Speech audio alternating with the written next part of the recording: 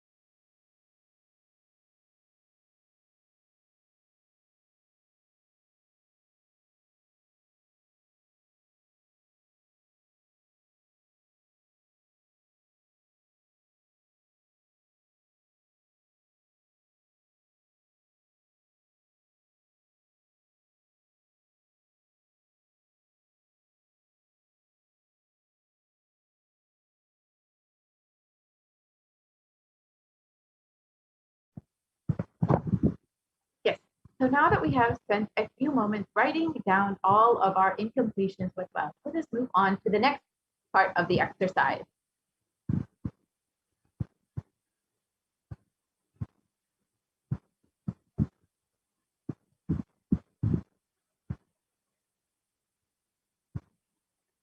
If we can move to the next slide, please.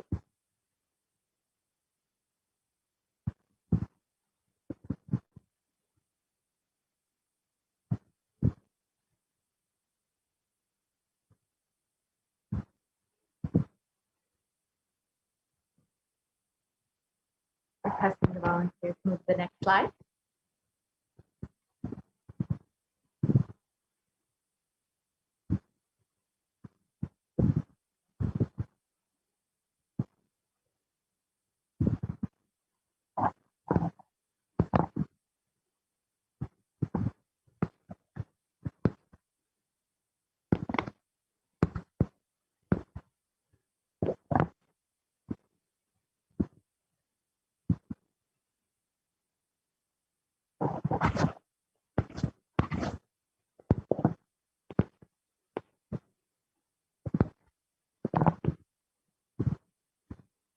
Yes, if we can move to the next slide, please.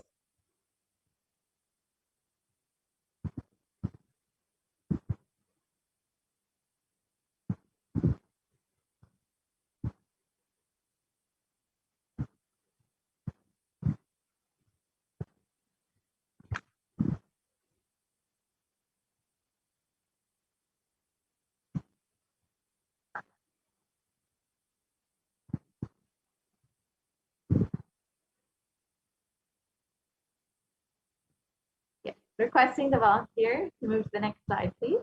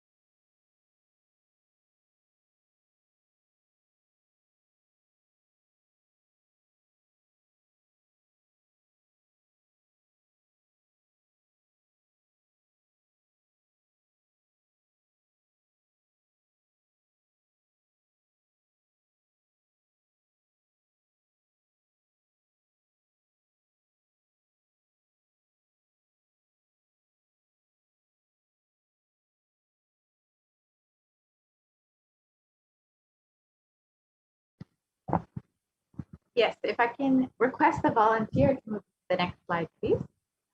Yes, great.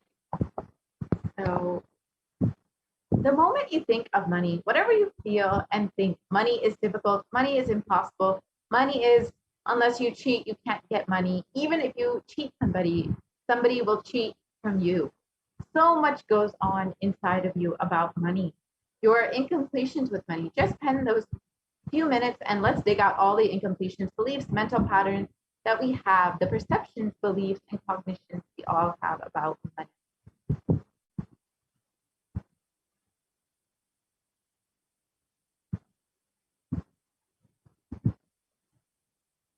So let us take a few moments to do that.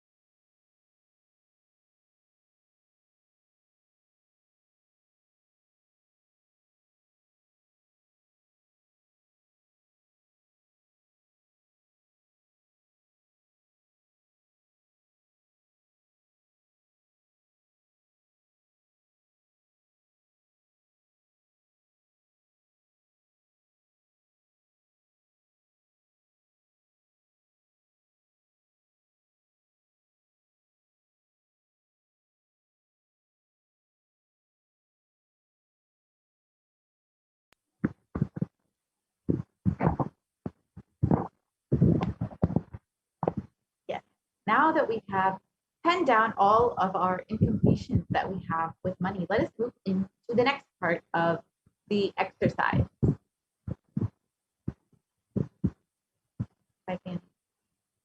So each belief or cognition starts from a particular incident. Identify the incidents when the wrong or incomplete beliefs about wealth started forming in you. Relive and relive. Complete those incompletions. Go back to that same age when the incident happened, when the idea or belief or perception started building in you, and complete with those incidents. So we will just take a few moments to go through the completion process to relive and relieve all of the incomplete cognitions that we carry about wealth.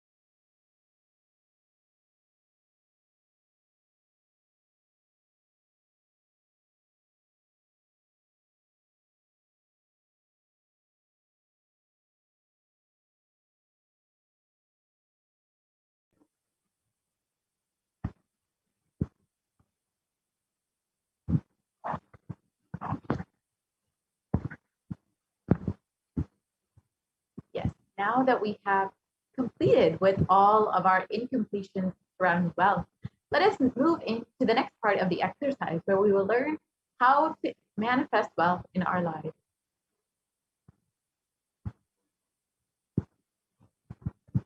We can move to the next slide, please. So the second step is to consciously decide what you want to manifest in the next 3 months in the 12th dimension. We can move to the next slide, please. So write down clearly, what is your intention? What is it that you want to manifest in the next 3 months in the field of wealth? Whatever you think as well. You may think more than money or currency as well. A person might be wealth for you, or your life or situation might be a wealth for you. For some, being active is wealth. People feel even extraordinary powers as their wealth. Whatever you consider as your wealth, whatever you want to manifest or attract in the next 3 months, please pen that down right now.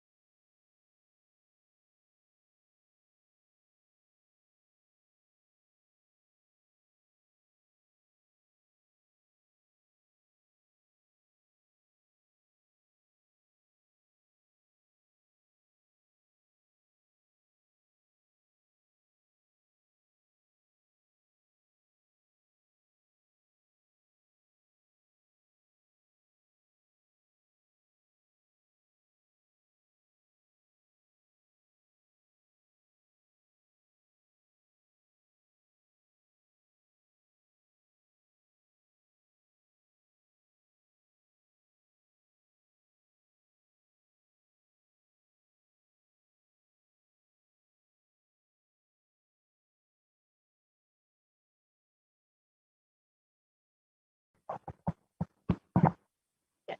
Now we can enter into the next part of the exercise after we have penned down our goals for the next 3 months and what we want to manifest within the next 3 months in the dimension of wealth.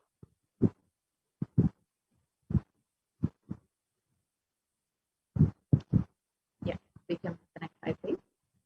So now that we have penned all of this down, let us understand what role Guru has in our lives and why we need Guru's grace to manifest all our intentions and what we want to manifest in, whether in the wealth dimension or in any aspect of our lives.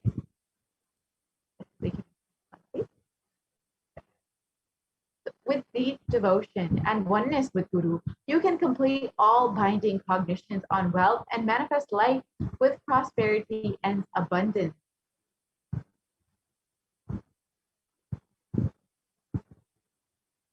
And the Shastra Pramana from the Guru Gita translates as the Shastra Pramana for Guru in the Guru Gita translates as the syllable Gu is darkness and the syllable Ru is said to be light. There is no doubt that the Guru is indeed the supreme knowledge that swallows the darkness of ignorance. And always remember the Guru's form. Constantly repeat the Guru's name given by the Guru. Always follow the Guru's command.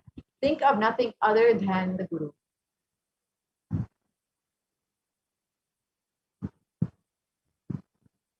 Out of compassion for you, I shall tell you how the embodied soul becomes Brahman, having purified of all sins by serving the feet of the Guru. So who is a Guru? The Guru is not a vyakti, a person, as you imagine. He is a tattva, a principle.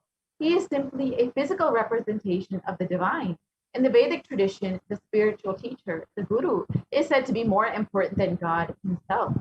God is always and everywhere, but it is the Guru who opens the disciples' eyes to the existence of God.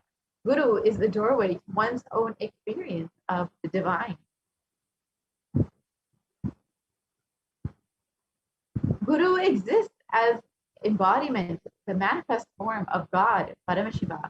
And God, Paramashiva, is the unmanifest form of Guru. God is the state of Guru. Guru is the statement of God. Gurus are the manifest of Paramashiva, and Paramashiva is the unmanifest existence of Guru.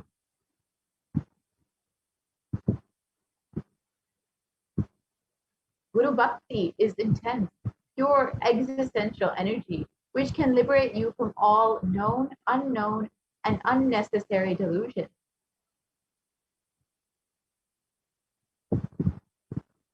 So now that we have learned the importance of having Guru in our lives, let us now enter into we will have an opportunity to actually ask our questions in the Venkateshwara reading. So let us now enter into see how to exactly ask our questions. And we will have a little bit of time to ask or send in our questions for the Venkateshwara readings before we move into the offerings segment, where we will learn some of the offerings that we can make to Venkateshwara.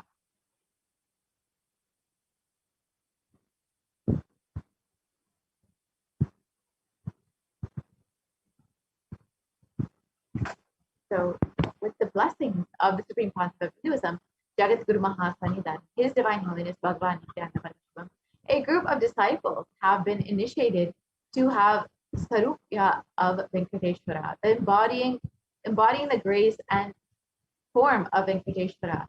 Any question or prayer that is taken to Bhagavan Venkateshwara, and Bhagavan Venkateshwara responds to the initiated disciple.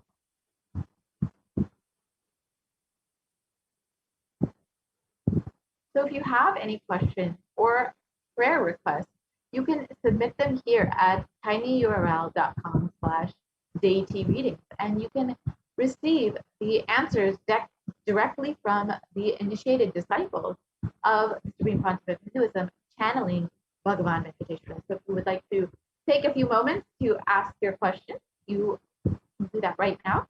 And then we will be entering into the offerings segment, where we will understand some of the offerings that we can make to Bhagavan Venkateshwara and how we can show our gratitude for all the blessings and boons that we've received from Bhagavan Venkateshwara, and how we can connect with him more deeply through these various offerings. So if you would like, you can ask any questions right now before we move into the offering segment. And after the offering segment, we will be having the Venkateshwara reading, where we will answer the questions that the viewers have submitted today. So we will be right back, and you can take a few moments right now to go to tinyurl.com/daytreading to submit your questions. We'll be right back within a few moments.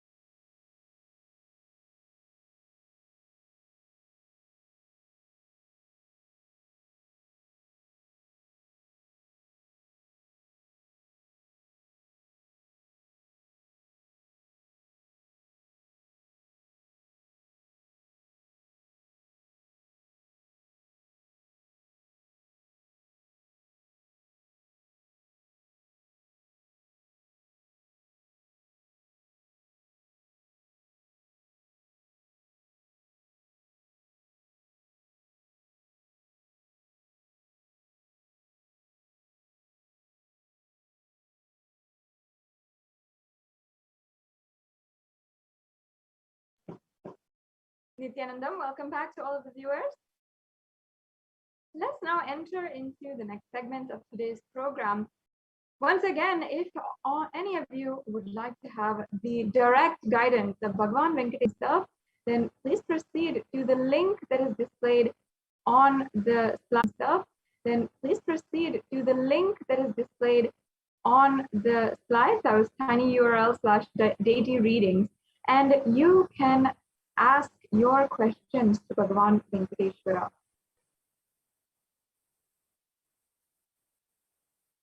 So now we'll be proceeding into the next segment of today's program, understanding the various offerings that you can do for the divine being Venkateshwara.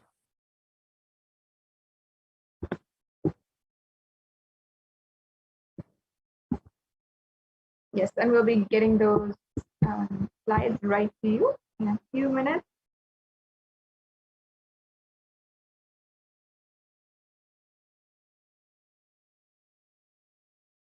In a few minutes, we'll yes, here we go. Let us now start with Bhagavan Venkateshwara Bhava Samadhi Darshan offering.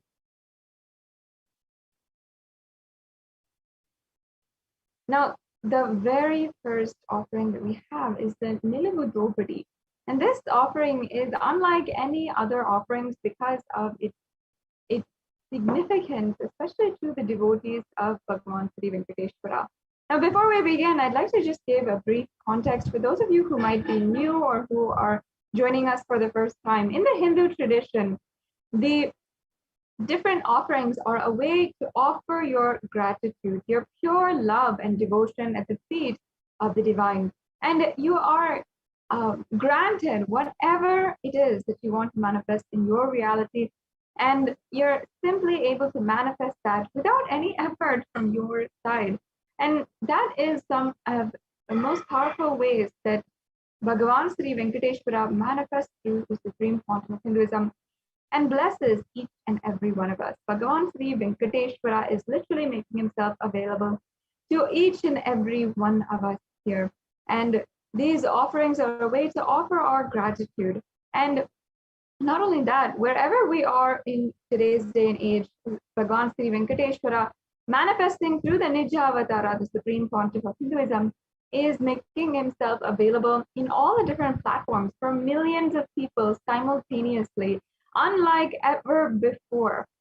Through this digital platform, we are being able to reach out to more number of people, and so many people, Hindus all over the world, who may not even have the luxury of being in a Hindu ecosystem, having a temple, and people who may not even be in an ecosystem which is even vegetarian. So many people are out there, Hindus, who are practicing Hindus, who cherish the Hindu tradition and are becoming acquainted also to the Hindu tradition through this digital experience and through the Bhava Samadhi Darshan, which the Supreme Pontiff of Hinduism has made available through these social media platforms. So this is a wonderful way that you can experience the divine. And through these offerings, we simply offer our pure love and gratitude at the feet of Bhagavan Venkateshwara. And in the Hindu tradition, it is custom for every different occasion, whether it's our birthdays, our marriages, our anniversaries, or if it is when we're getting a new car, a new business we're starting, or even if we want a certain breakthrough in our lives, if we're searching for something more. These offerings are sometimes the way that you can receive, you can get what you want and manifest that into reality. Many of us are feeling extremely stuck in every direction in our lives at the moment. Perhaps in every direction, whether it is your career, your relationships, your academic career, or anything, you might be facing a huge wall in front of you and unable to find a breakthrough or obstacle. Now is a time that you can experience and you can find the breakthrough that you're looking for lifetimes, even through this Bhava Samadhi Darshan and through these offerings. The offerings are a way that you can instantly, immediately manifest. And these offerings are so valuable. And many of them also are in gold, and later on in the segment we'll be understanding how these offerings are made and why they're made in gold also. So let us now begin with the first offering, the Niluvu Dopadi.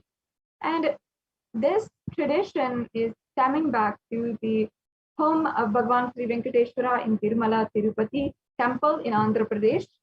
And devotees of Bhagavan Venkateshwara call this the Niluvu Dopadi, the offering of whatever they have, whether it is money, gold, jewels, or etc.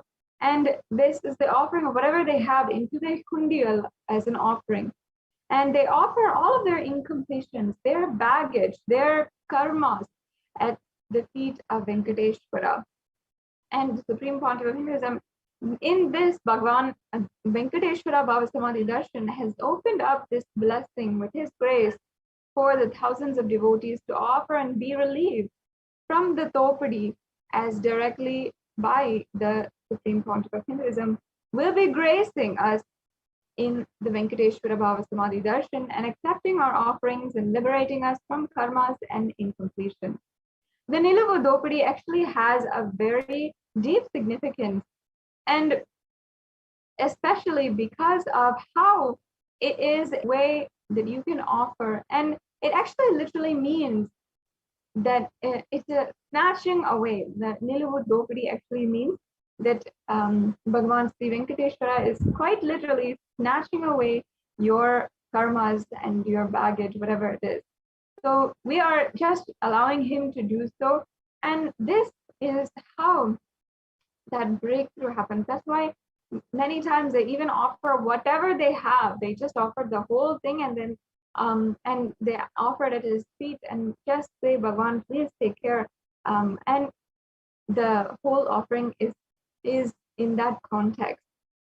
So today you can make this same offering. You can offer any amount that you wish in money, gold, or jewels, and you can basically how this offering goes is you declare how much you want to offer, how much it is, and you'll be able to do so. In the next slides, we'll be showing you how you can proceed with the this offering.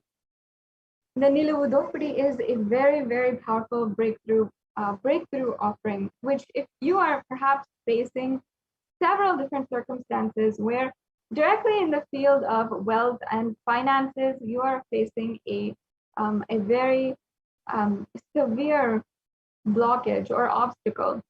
For example, you have a loan that you've been struggling to pay, or if you are not able to fend for yourself, you're not able to save money without spending it off within just a few weeks, and you just keep going paycheck to paycheck.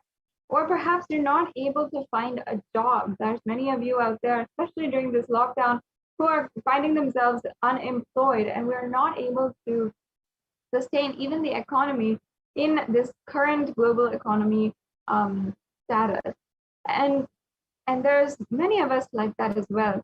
And even though society might pose all sorts of reasons as to how this is happening and how it might be impossible to gain a breakthrough in your life, through this offering, you can simply make an offering and simply manifest the breakthrough that you want. And it might be in any sense that you are looking for a breakthrough in wealth and abundance, in the field of wealth and abundance. This is the exact offering to receive the blessings of Bhagavan Sri Venkateshwara. So if you are ready to proceed with the offerings, you can go to tinyurl.com/Venkateshwara-readings. And this is one of the ways that you can begin with this offering today. So here is also the procedure for making this offering. You can also visit tinyurl.com/Venkateshwara offerings to learn more about this procedure and understand it further. Yeah, the next slide, please. So once again, this is the offering of any amount of gold, jewelry, precious gems, currency to Bhagavan Venkateshwara. And the offering of the Niluvu Dopadi removes all the karmas of lifetimes, as by literally dropping the various attachments, we surrender ourselves at the feet of Bhagavan Venkateshwara.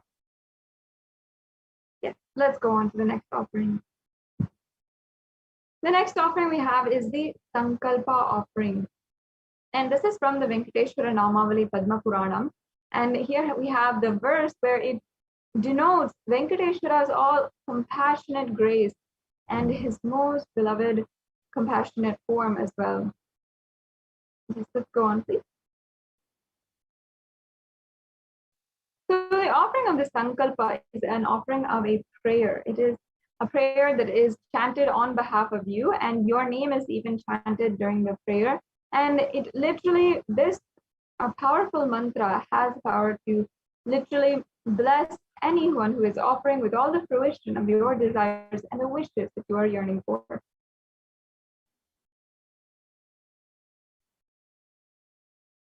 Yes.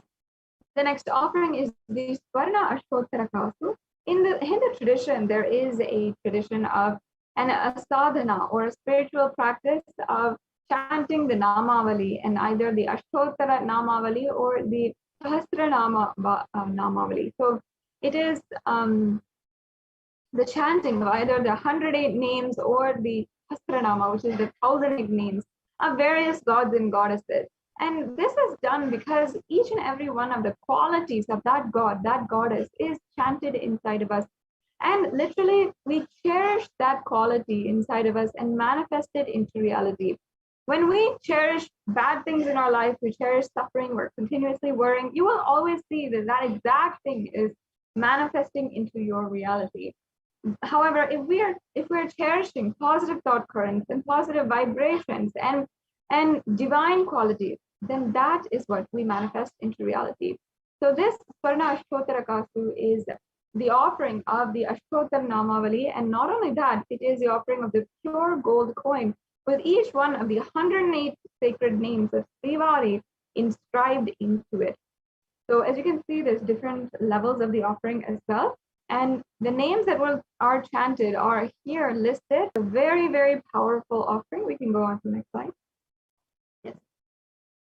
And you can offer this as well to the feet of Devi of Venkateshwara.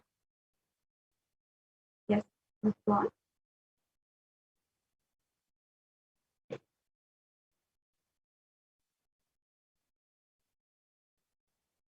The next offering we have is the Swarna Tulasi Patram. And here we have a reference of the offering of the Tulasi Patram. It says, the Supreme Lord is causelessly merciful upon his devotee, so much so that even the poorest of men can offer him a little water and a flower in devotion and thus please him. This is due to his affectionate dealings with his devotees, offer to the Tulasi with pure love to receive his grace forever. This is a beautiful offering of the Tulasi Patram, and this is a reference from the Bhagavatam, which describes offerings to Bhagavan Vishnu, who simply accepts even the Tulasi Patram, even the leaf of the Tulasi plant, and simply gives all of the grace of the avatar. The next offering is the Swarna Padma Pushpa, and here it says a reference. Here it says, if one offers to me with a devotion, a leaf, a flower, a fruit, or even water, I delightfully partake of that article offered with love by my devotee in pure consciousness. You can offer a gold flower to last eternally in the oneness with the avatar. And there's so many different references for the Padma Pushpa, the golden lotus, as well in Sanatana Hindu Dharma. Yes. And we also have the next offering, which is the Metti, the gold toe ring. And in the Lakshmi Narayana Samhita, verse 4.23.49, there is a reference to where Bhagavan Venkateshwara's toe rings are described. And you can offer these toe rings. As you can see, he'll wear the toe rings in all of his toes. And it'll be the most splendid description of Bhagavan Venkateshwara. And as he is the Lord of all riches, he displays all of the riches in all of his divine body parts. Yes. Let's go on to the next slide. The offering of abharanas to Vishnu is the jingling anklets on the feet of Vishnu, the abharana for the ankles, toe rings on his feet, the bracelet on his arm, and the abharana on his waist. You can offer this toe ring for Venkateshwara and receive his blessings for longevity and prosperous life.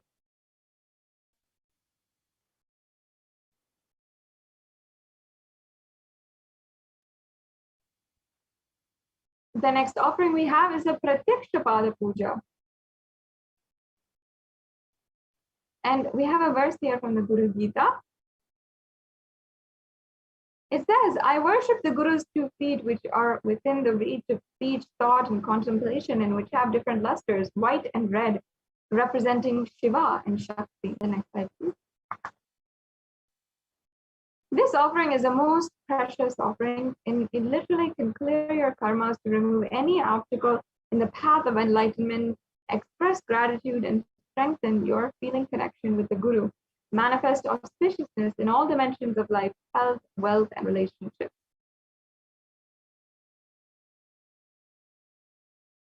The next offering is the Vastra Seva, the offering of sacred clothing to Venkateshwara. Traditionally, this seva is offered for better physical and mental well-being and healing from any illnesses.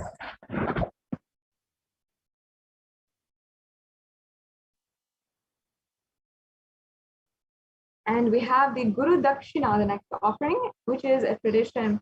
And here we have the verse from the Kularnava Tantra, chapter 12, verse 18, which says, when you are devoted and in oneness, the Guru gives the mantra. Therefore, one should offer wealth and even with his very life, him with devotion. So this Guru Dakshina is an offering of any amount you feel you can offer at the feet of the Guru and literally be able to receive his blessings. And it is out of gratitude for what all the Guru has given us.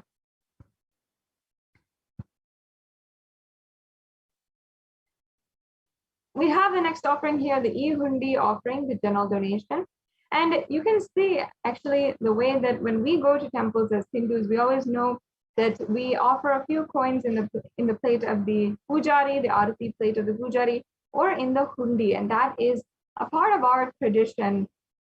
Whenever we go to the temple, and that is just an offering out of gratitude, which we make. It's an offering where we are simply giving out of gratitude and love for the divine. And today, manifesting Bhagavan Sri Venkateshwara, in order to make a breakthrough happen in your wealth dimension, every single weekend as well, the Supreme Pontiff of Hinduism has been continuously offering this Bhagavan Sri Venkateshwara Bhava Samadhi Darshan. And just in order to offer our gratitude for any wealth breakthrough that we've had or that we wish to have, then we can offer a general donation. You can offer this E-Hundi offering.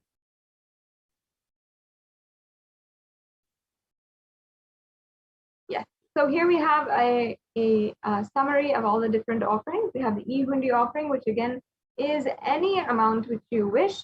The Niluvu Dopadi, which is any jewelry. So this is, once again, it can be an offering of any kind of jewelry.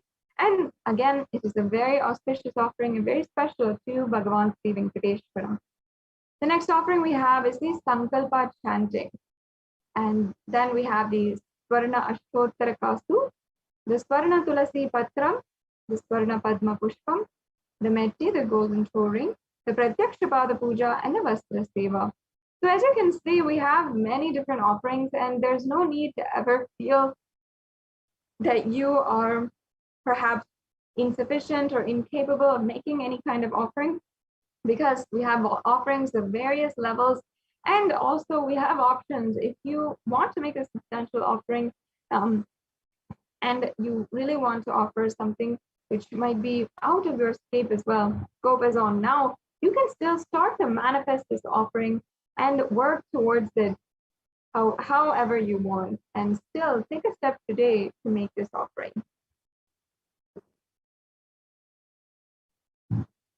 Yes, so as you can see, we have the registration forms and for all of the different offerings.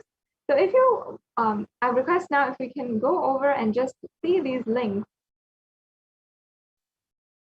will now be just showing each and every one of you the links for the payment. As you can see, it's highlighted here. These are the links for the payment, and we will be showing you how easy it is to actually make a donation right now itself. So you can see that it's a very, very quick process, and it just takes a few minutes for you to go to the link for the offerings. Yes, as you can see, here it is. And for the Venkateshwara Bhava Samadhi Darshan donations, and you can select the drop-down menu, and then select any offering which you would like to make today. And once again, this can be any different denomination, and you never have to feel any kind of insufficiency, incapability, or impossibility. You can offer whatever it is you feel, and with love and gratitude at the feet of Bhagavan Venkateshwara. Select an offering, and then we can add that to the cart. Then once you have added to the cart, you'll be able to review the cart, review all the items in your cart, make sure that perhaps something that is overcounted or something that is not wanted is removed if you don't want it. Then you can, once you are satisfied, you can proceed to checkout. In this next link, you will be able to see the place where you will input all of your details, your billing details, your payment details. It'll show you what kinds of payment types are accepted. And that's all that is required in order to make a donation right now. So after you make a payment, you should proceed for the next step, which is filling out the Sankalpa 2021 form. This form is extremely necessary. It is the form which will ensure that your name is chanted during the puja.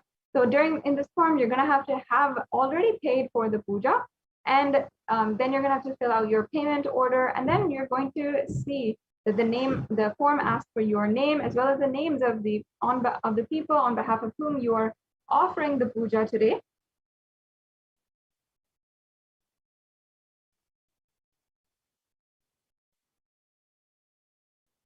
Yes, so as you can see, it's a very simple offering, and you can simply just press submit to make this to submit this form. Once again, it's a very important form. It's a mandatory form. After you've made the payment, you have to fill out this form in order for your names to be chanted. And this is the way that the blessing of the puja and all the good punya is associated to your name.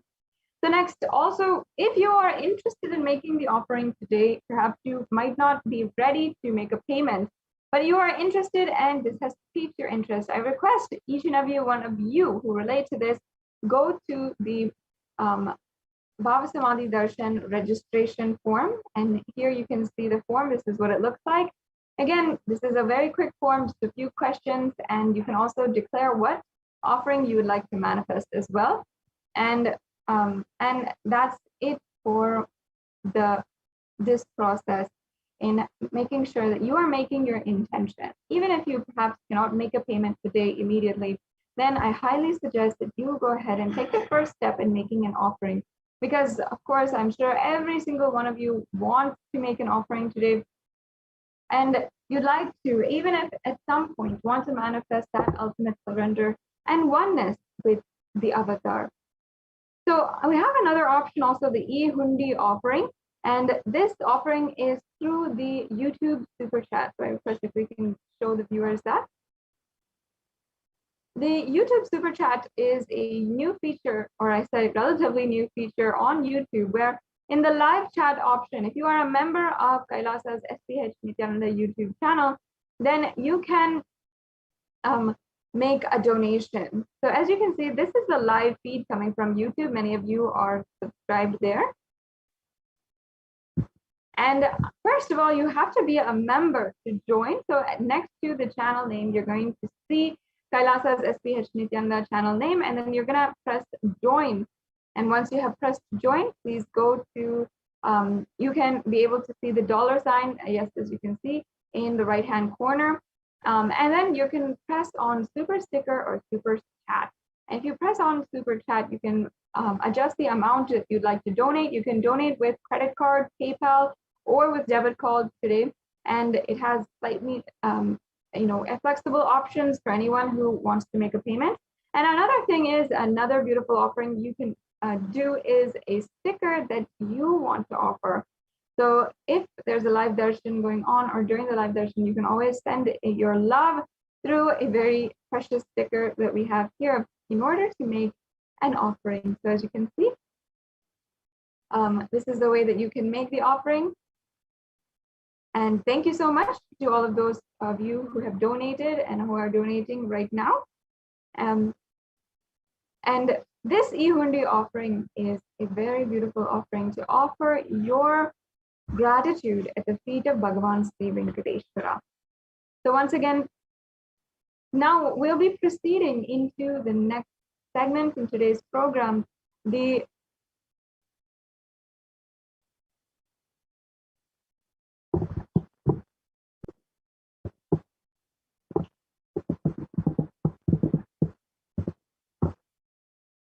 Yes, we'll be proceeding into the next segment where we'll be having the Venkateshwara readings.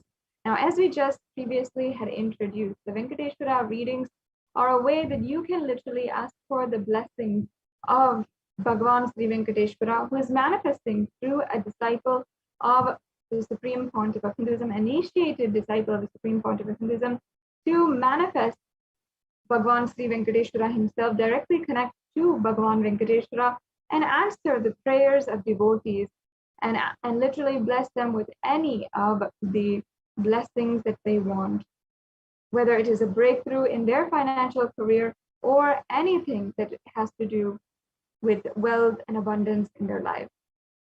So now we'll be proceeding to that very shortly. And I request if we can just show this slide, we can briefly introduce, and also any one of you who has a question that they want to ask to Bhagavan Sri Venkateshwara today, you can go ahead and ask now. Take a few minutes and ask now the questions. We can just project this slide with the link for the Bhagavan Sri Venkateshwara readings.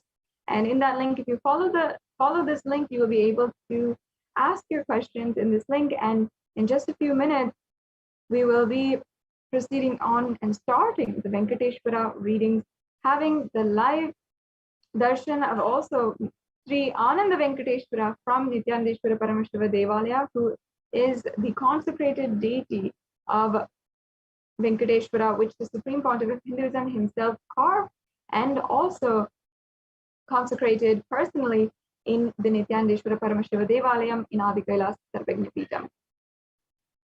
So I request if we can just show that. Yes.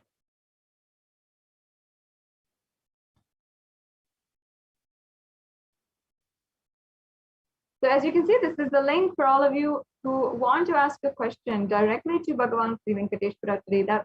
The questions you might have might be that you want to break through in the field, your financial career, in your financial strategies, and you want blessings in your career itself, you want blessings for a job, perhaps, or you want to seek the guidance of Bhagavan Sri Venkateshwara in a new venture, whatever it is, you can ask your questions at this link, and you will be able to have the direct answer of Bhagavan Sri Venkateshwara.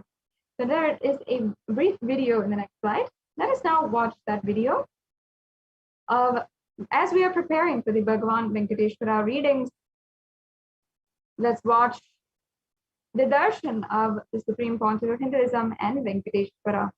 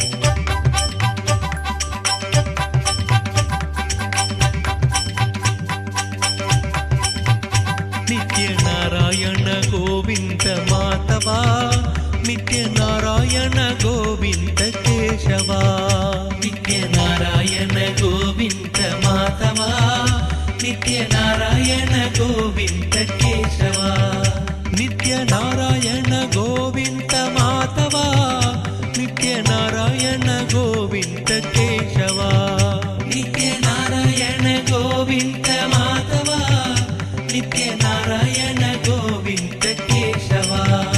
ಹರ ನಿತ್ಯ ನಿತ್ಯನಂತ, ಹರೆ ನಿತ್ಯ ಹರೆ ಹರೆ, ಹರೆ ನಿತ್ಯ ನಿತ್ಯನಂತ, ಹರೆ ನಿತ್ಯ ಹರೆ ಹರೆ, ಹರೆ ನಿತ್ಯ ನಿತ್ಯನಂತ, ಹರೆ ನಿತ್ಯ ಹರೆ ಹರೆ, ಹರೆ ನಿತ್ಯ ನಿತ್ಯನಂತ, ಹರೆ ನಿತ್ಯ ಹರೆ ಹರೆ.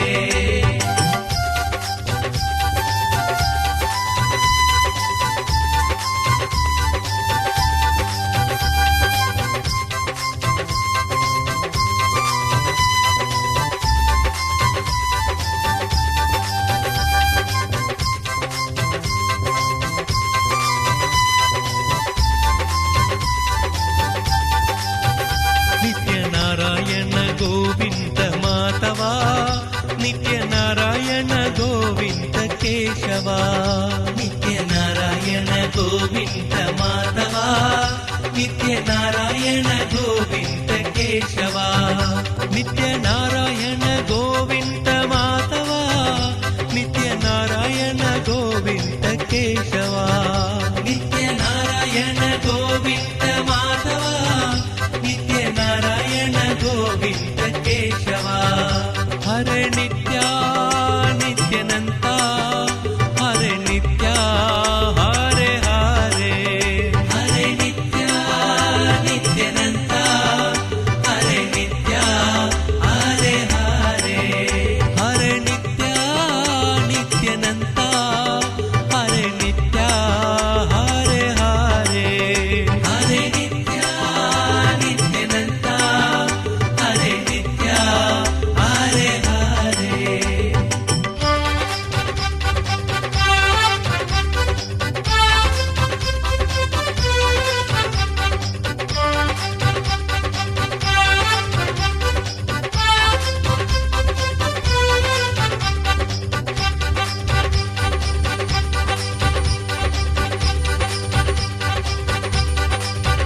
ನಿತ್ಯ ನಾರಾಯಣ ಗೋವಿಂದ ಮಾಧವ, ನಿತ್ಯ ನಾರಾಯಣ ಗೋವಿಂದ ಕೇಶವ, ನಿತ್ಯ ನಾರಾಯಣ ಗೋವಿಂದ ಮಾಧವ, ನಿತ್ಯ ನಾರಾಯಣ ಗೋವಿಂದ ಕೇಶವ, ನಿತ್ಯ ನಾರಾಯಣ ಗೋವಿಂದ ಮಾಧವ, ನಿತ್ಯ ನಾರಾಯಣ ಗೋವಿಂದ ಕೇಶವ, ನಿತ್ಯ ನಾರಾಯಣ ಗೋವಿಂದ ಮಾಧವ, ನಿತ್ಯ ನಾರಾಯಣ ಗೋವಿಂದ ಕೇಶವ, ನಿತ್ಯ ನಾರಾಯಣ ಗೋವಿಂದ ಮಾಧವ, ನಿತ್ಯ ನಾರಾಯಣ ಗೋವಿಂದ ಕೇಶವ, ನಿತ್ಯ Narayana Govinda Madhava.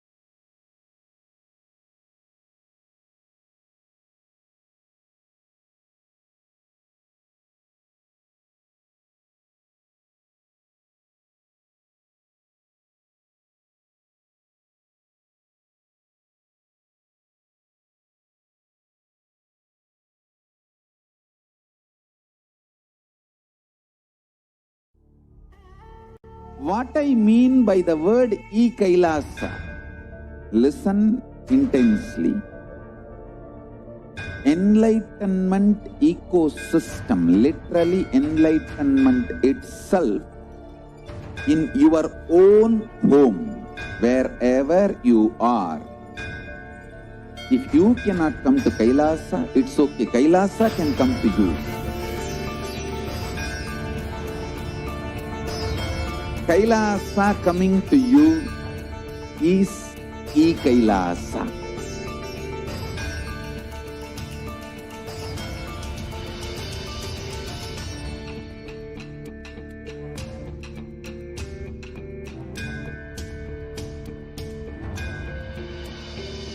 I will revive Hinduism.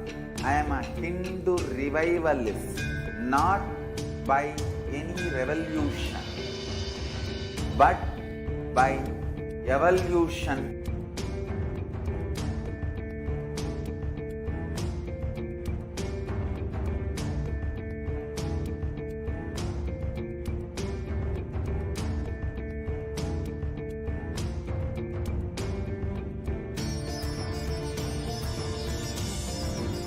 And setting model communities.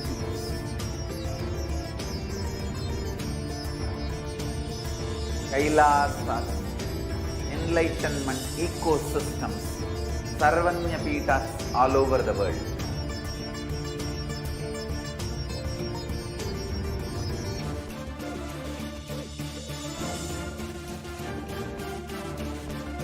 All powerful cognition, knowledge, only when you live, power manifestation and possibilities manifestation happens. It's a fundamental truth.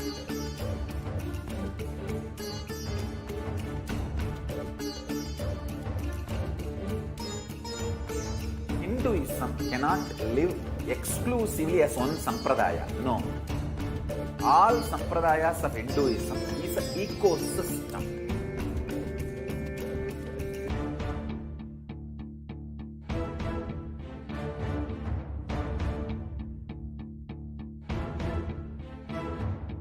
So don't keep quiet thinking that if one sampradaya is attacked, only that sampradaya is going to be affected. All of us are ecosystem.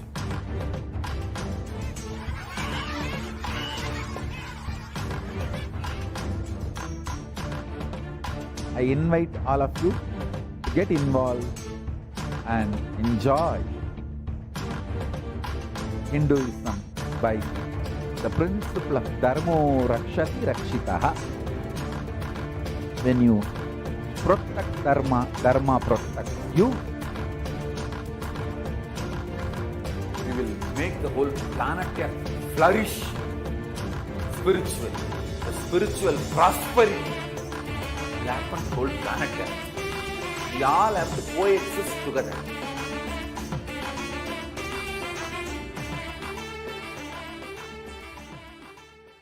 Just be alive for next 3 years. Don't die within next 3 years.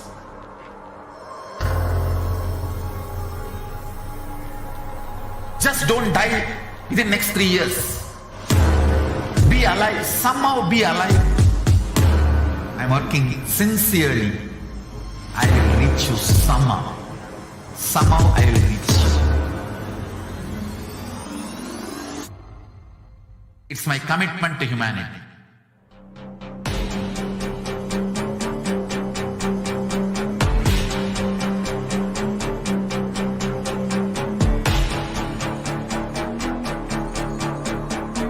Just don't die within the next 3 years. I will reach you wherever you are, whichever corner of the world you may be. I will reach you with enlightenment. You manifesting the space, state, powers, being Paramashivoham. It is possible, and it is possible for you.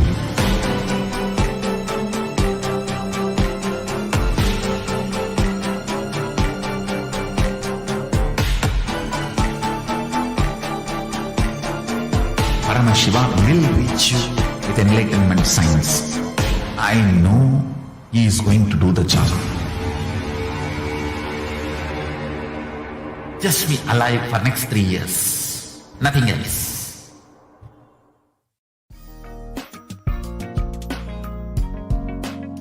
We get you health. We get you ability to build beautiful relationships in your life. We get you direct spiritual support, and we make sure you become wealthy.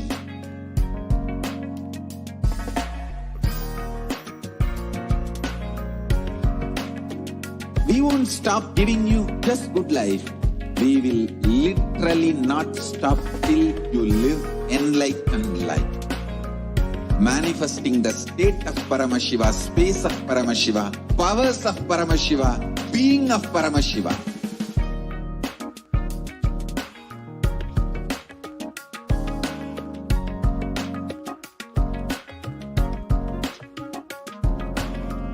Whole world should become Ekailashians. I want the whole world to know Hindus have something great to contribute to the world.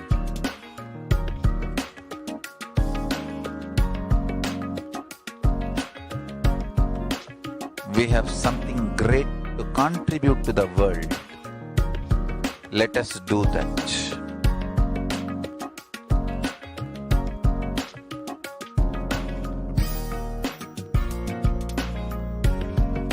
Ekailasa is Ananda Paramashivoham.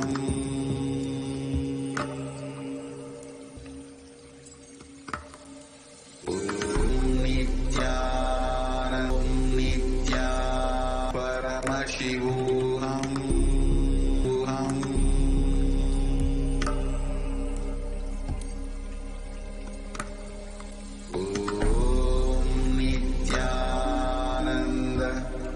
Paramashivoham.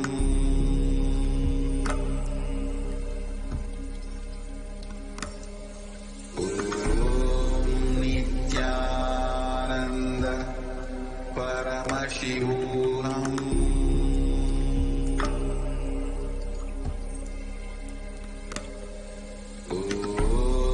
Nithyananda Paramashivoham.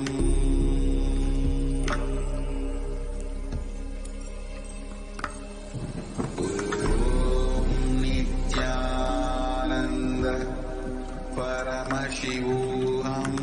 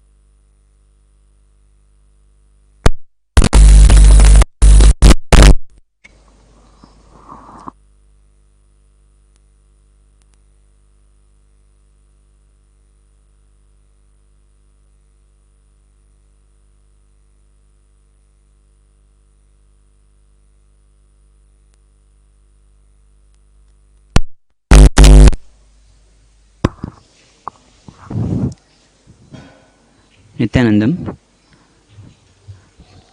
With Lord Venkateshwara's blessings, we enter into Venkateshwara's reading.